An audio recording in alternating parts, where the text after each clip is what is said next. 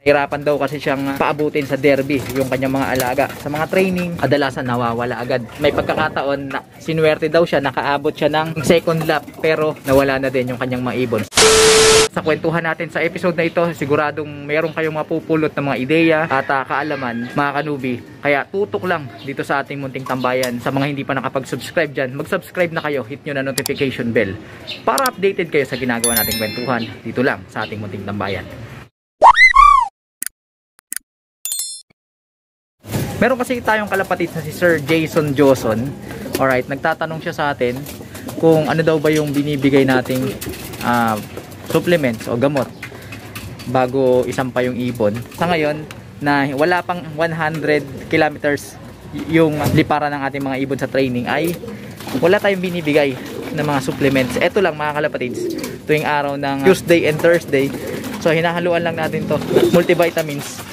Yung mga sinusubo mga kalapatids, wala tayong binibigay. Bibigay lang tayo nyan pagka nasa 100 kilometers air distance na mahigit yung kanilang nililipad. Kapag ka medyo malayuan na kasi ang liparan mga kalapatids, alam nyo na, nadidrain na rin yung mga reserve nutrients sa katawan ng ating mga alaga. Kaya nagbibigay tayo sa kanila ng additional supplement. Pero sa ngayon, plain water lang. Pagka isasampa sila, masiguradong well hydrated lang yung ating mga alaga. Then biglang napakwento yung ating kalapatid na si Sir Jason. Ang sabi niya, nahirapan daw kasi siyang paabutin sa derby yung kanyang mga alaga. Sa mga training, kadalasan nawawala agad. May pagkakataon, sinuwerte daw siya, nakaabot siya na hanggang second lap pero nawala na din yung kanyang mga ibon. Sa kwento niyang iyon ay maraming bagay yung pumasok sa aking isipan. So disclaimer muna tayo. Hindi tayo eksperto, hindi tayo veterano at lalong hindi tayo ehenyo sa ginagawa natin pag-aalaga. Ito'y base lang sa ating karanasan at pangunawa. Kasi sa mga impormasyon at karanasan na ibinahagi sa atin ni Sir Jason ay maraming bagay yung naglalaro sa aking isipan. Ang dating sa akin, yung bagay na itinatanong niya sa akin ay hindi yon ang pinaka problema or challenge na kinakaharap talaga ng ating kalapatids na si Sir Jason. Dito yan mga kalapatids. Yung mga pagbibigay ng supplements, vitamins and minerals, kasama na natin yung paraan ng pag-aalaga o tinatawag na sistema na ating ginagawa sa ating mga alaga. Hindi lang naman yan ang factors na involved pagdating sa racing pigeon. Ano pa ba yung mga factors na involved pagdating sa mga alaga nating inililipad? 40% ng success rate natin sa racing pigeon ay manggagaling dun sa bloodline, genes, yung lahi ng ibon na meron tayo. Take note mga kalapatids, hindi basta-basta linyada. Lahat naman ng mga ibon natin may mga linyada yan eh. Pati yung mga unknown line, hindi lang talaga na-track or hindi lang na-record. Kaya eventually nalawaglit na kung anong linyada ng ibon. Pero lahat yan, pwedeng Vandenbroek yan, pwedeng Van de Merwe, at kung ano-ano pang bloodline ng ibon. Ang mahalaga doon mga kalapatids ay yung ibon dapat nagmula doon sa mga ibon na magaganda ang performance.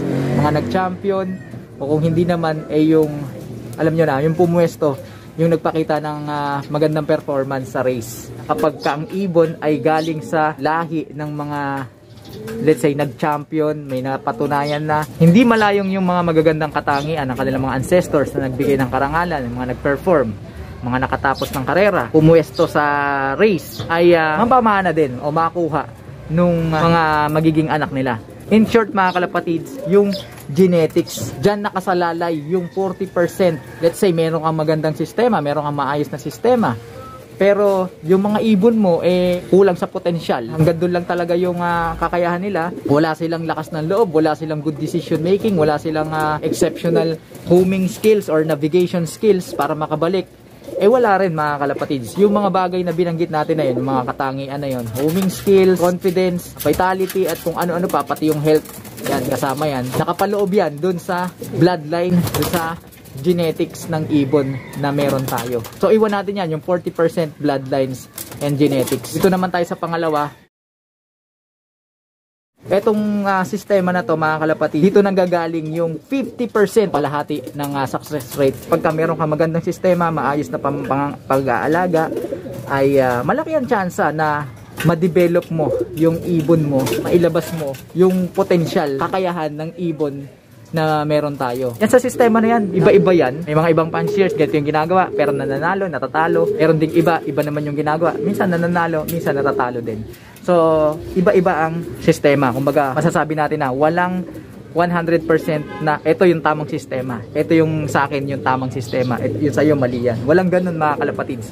Ang sistema ay nakabatay yan sa sitwasyon na meron tayo sa ating loft. Iba tayo ng approach dahil nga iba-iba yung ating schedules. Pero ang pinaka-common denominator niyan mga kalapatids, yung sistema mo, ano man yan, nakabase dapat yan sa dalawang pundasyon. Lalim no? Pundasyon talaga, no? So, eto, yung sistema dapat mga kalapatids, unang-una, dapat meron kang sapat na impormasyon o knowledge sa ginagawa mo. Ang impormasyon na dapat mong matutunan ay mga basic and facts information about sa pag-aalaga, okay? Halimbawa, ganito, magbigay tayo ng example. Yung ibon mo, binusog mo ng binusog, pinakain mo ng pinakain, gusto mo kasi mataba yung ibon mo, and then nilipad mo sa karera. Pagdating sa karera, hindi na nakauwi kasi mabigat dahil masyado nang tumaba. So, hindi mo kasi alam na yung too much protein ay nakaapekto dun sa performance ng ibon. Oo, kailangan ng ibon natin yung protein, lalo na kapag nagre-recover sila ng muscles, nagre-repair sila ng tissues, kapag during breeding. Alright, pero kapag kaliparan, dapat alam mo yung mga ano bang ginagawa ng protein sa katawan ng ibon, ano bang ginagawa ng fats and carbohydrates. Hindi lang yung banat tayo ng banat, bigay ng bigay. So kailangan inaalam natin yung mga ganyang pamamaraan. Isa pang halimbawa, yung tungkol sa sakit. Halimbawa, may sakit na kumakalat na baliling, virus, adeno, yung mga virus. Hindi natin alam yung kaibahan ng virus sa bakterya. Banat tayo ng banat, bigay tayo ng bigay ng mga gamot, nagba-blind medication tayo. Hindi naman talaga na-address or gumagaling yung ating ibon dahil nga hindi natin alam kung ano ba yung sakit talaga ng ating ibon. Alam natin yung sakit, yung tawag sa sakit. Pero yung pagkaunawa dun sa sakit, hindi natin naiintindihan. Kaya ang tendency, bigay tayo ng bigay ng gamot. Ang yung ibon, imbis na lumakas, imbis na gumaling, lalong nangihina dahil nga yung gamot na binibigay natin, hindi naman para dun sa sakit na meron siya. Halimbawa, meron kang sakit, may trangkaso ka, tapos bibigyan ka ng gamot. Yung gamot na ibibigay sa'yo, yung gamot sa high blood, palagay nyo gagaling ka? Hindi mga kalapatids, lalo ka manghihina nun, baka maapektuhan pa yung ibang organs mo, yung kidney mo. So ganun lang yun mga kalapatids. Kaya importante na meron tayong alam. Kaya nga gumawa tayo ng ganitong content, sinisikap natin ibahagi yung mga nalalaman natin. Sa sistema, may iwasan na mag-aral talaga tayo, aaralin natin yung mga impormasyon, yung mga facts. Kasi science din yan mga kalapatids. Unang-una, mga hayop yan. Hindi yan makukuha sa mga kasabihan. Okay? So kailangan niya meron kang facts, meron kang science sa likod ng iyong mga ginagawa. Bukod sa mga facts, mga impormasyon at kaalaman, pwede mong magamit din dyan yung experience, mga experience na nararanasan mo. And then eventually makakabuo ka ng maayos na sistema. Halimbawa, dun sa previous race, pumalpak ka, hindi nakadulo yung ibon mo, magsi-self-reflection ka, ano ba yung mga pinagagagawa mo, then mag-a-adjust ka niyan mga kalapatids. Kung ano yung nakita mong mga hindi magandang nagawa mo na maaaring naka-contribute bakit hindi dumulo yung ibon mo, saan ka nagkamali, saan ka nagkulang, ano yung magandang ginawa mo, yun ang gagawin mo sa susunod, yung mga ganon. Self-evaluation pagdating sa experiences, magkakaroon ka ng adjustment sa sarili mo base dun sa iyong karanasan. Syempre, nakaugnay pa rin yan dun sa informasyon. Ikatlong pundasyon ng magandang sistema mga kalapatids, eto, kadalasan to nawawaglit ito ng ating mga kalapatids na kanubi. Ano yun? Common sense. Yan, napaka-importante yan sa ginagawa nating pag-aalaga mga kalapatids. Yung common sense, hindi ko mo ginagawa ng iba, gagayahin mo na rin, tapos hindi mo naman naiintindihan yung reason or yung paliwanag kung bakit nila yun ginagawa. Parang ginagawa mo lang yung isang bagay na hindi mo alam yung pinakadahilan. So, hindi maganda yun mga kalapatids. Kailangan alamin mo yung pinaka-purpose bakit ginagawa yan. Halimbawa ito, bakit tayo nagbibigay ng grits? Pagka newbie ka, nagtataka ka, ba't kumakain ng bato yun? Ba't binibigay niya ng bato? Hindi ba masisira yun siya nun? Hindi ba masusugatan yung sikmura nun? Pagka hindi mo inunawa yun, si ganito, nagbibigay ng grits. Magbigay din tayo. O, ginawa mo, pero hindi mo naiintindihan. So, yung common sense na yan, siyempre, magre-rely ka dyan dun sa unang pundasyon natin. Yun yung basic information. basic na kaalaman sa ginagawang pag-aalaga. So yan tatlo na yan mga kalapatids. Kaalaman, basic information, experiences at common sense. Pag yan tatlo na yan ang naging basihan mo sa pagbuo ng sistema na angkop sa iyong ginagawang pag-aalaga, eh sabihin natin na hindi ka maliligaw mga kalapatids. In contrary dun sa halimbawang ibigay natin kanina, sa pagkakataong ito sabihin natin merong kang champion bird or anak ng champion. Yung tatay champion, yung nanay champion. At yung mga ancestral nila talagang dugong champion, pamilya ng mga champion. Pero sa kabila nun, wala tayong maayos na sistema, wala tayong maayos na pag-aalaga. Palagay nyo mga kalapatids, mailalabas kaya ng ating mga ibon yung full potentials nila? So, hindi rin mga kalapatids. Kaya napakalaking porsyento ng success rate yung sistema, magandang sistema mga kalapatids. So na-discuss na natin yung una, bloodlines and genetics, which is 40% ng success rate. Then yung pangalawa, maayos na sistema, which is 50% ng success rate natin. So total na 90%. So yung 10% mga kalapatids na natitira, yun yung pangatlong factors na nakaka-apekto sa atin. Ano yun? Meron kang maayos na bloodline, meron kang maayos na sistema, ready ka ng humarera talaga, kumpleto ka sa mga vitamins and minerals, kumpleto ka sa kaalaman at karanasan, hindi pa rin magagarantihan yan na ikaw na ang mananalo mga kalapatids. Take note mga kalapatids, meron ka ng 90%, malaki na ang tsansa mo. Pero kung wala ka nito, yung pangatlo, eh pwede ka pa rin matalo mga kalapatids. Ano yun? Swerte, luck. Halimbawa, yung ibon mo, ang galing-galing, galing sa mga linyada ng champion, tapos napakaayos ng sistema mo. Then pinalipad yung ibon, yung papauwi na sila, eh napalkon yung ibon mo o kaya nalambat mga kalapatids. May nanlambat, masalbahing tao na nalambat ng ibon. So palagay nyo, may magagawa ba yung pagiging lahing champion ng ibon nyo dun sa lambat mga kalapatids? Wala mga kalapatids. Pagka nalambat yan, eh goodbye talaga. Kahit maayos pa yung sistema mo, magtataka ka na lang, ba't di kaya nakauwi yung ibon ko? Papaisip ka pa, ano kaya nangyari dun sa ibon ko? Mahina pala yung linyada na yun. Mukhang mali yung ginawa kong sistema, kaya hindi siguro nakauwi yung ibon ko. Pero hindi mo alam na lambat lang pala, kaya hindi nakauwi yung ibon mo.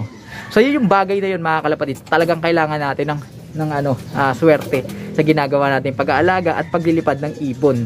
Mga bagay na hindi natin saklaw, eh kailangan doon natin ng swerte.